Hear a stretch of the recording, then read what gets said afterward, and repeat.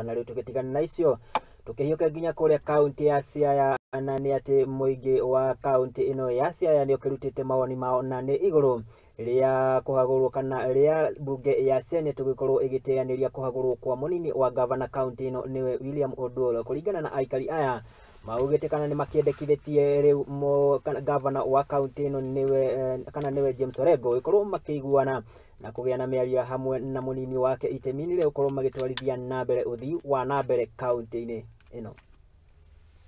Ruling ambayo ilifanyika jana kwa Senate, sisi kama wakazi wa Siaya tuna congratulate sana Senate ya Kenya, kwa maana sisi kama wakazi wa Siaya tumekuwa nyuma sana.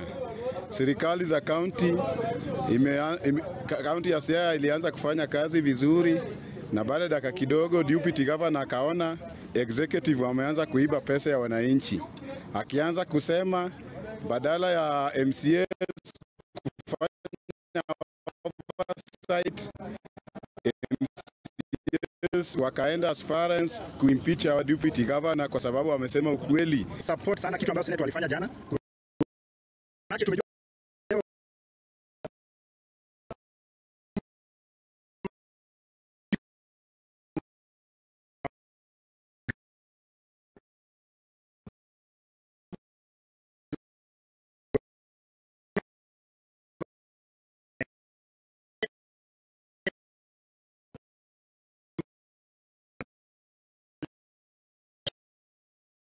Kutenda hizo vitu zionekane. Stadium yetu imesimama mahali gavana wa kitambo Rasanga aliacha, imesimama hapo.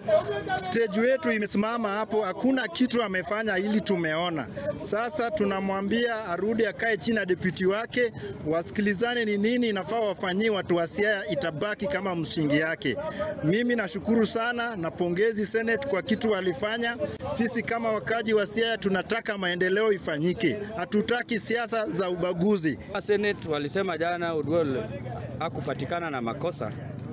Mimi naomba akuje anyenyekee, afanye kazi na gavana afanye kazi kama baba ya county, mbunge afanye kazi yake ya national huko, awachane na maneno ya county. Deputy governor pia afanye kazi kama naibu wa. Na usio ni woni wa Aikari.